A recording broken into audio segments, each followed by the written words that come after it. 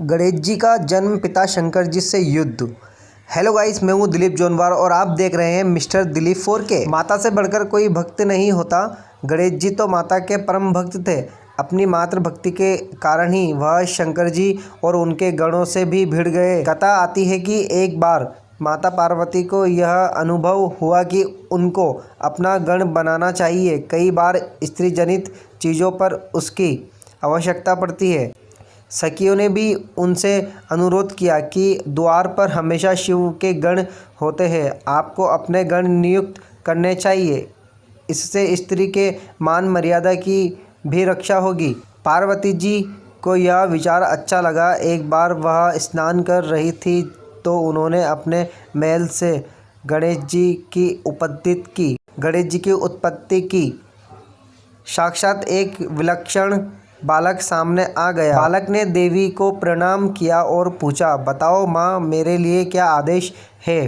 पार्वती जी ने उनको अपना गण नियुक्त कर दिया। देवी ने यह भी कहा कि कोई भी क्यों ना आए, लेकिन मेरी अनुमति के बिना किसी को आने मत देना। गणेश जी तो मार्त भक्त थे।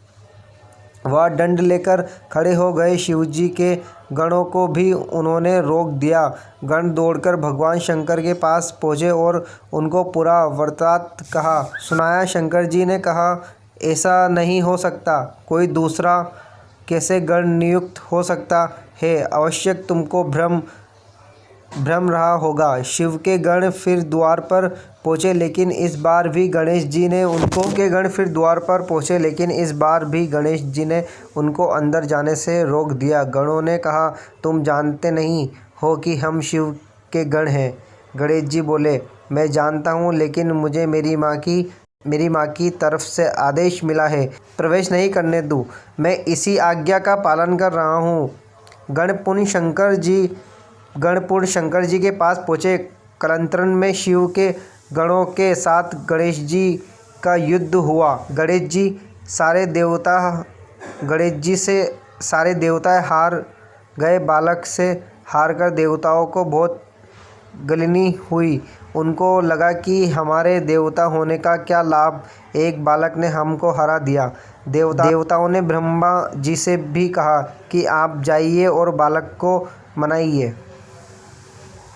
ब्रह्मा जी बालक के पास पहुँचे, लेकिन बालक ने ब्रह्मा जी को भी कह दिया कि अंदर प्रवेश तब तक नहीं होगा तब तक कि मेरी माता का आदेश मुझे नहीं मिल जाता। ब्रह्मा और विष्णु दोनों के साथ गणेश जी की वार्ता सफल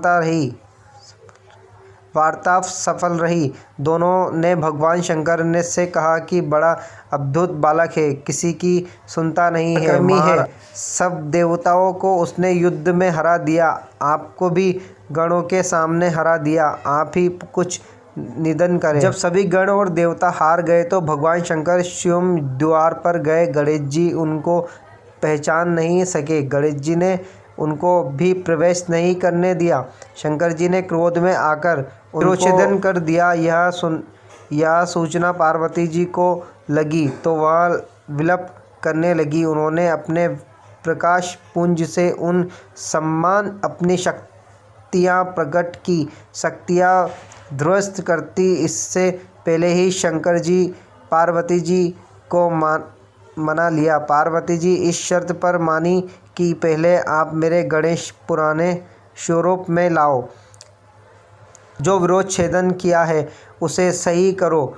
शंकर जी ने अपने गणों से कहा कि उत्तर दिशा में जो भी मिले उसका सिर ले आओ। गण गए। उत्तर दिशा में एक दत्त हाथी मिला। गण उसी को ले आए। इस तरह गणेश के मुख नाम पड़ा गजानन। अंतगोप्त पार्वती जी के कहने पर ही शंकर जी को घर में प्रवेश मिला।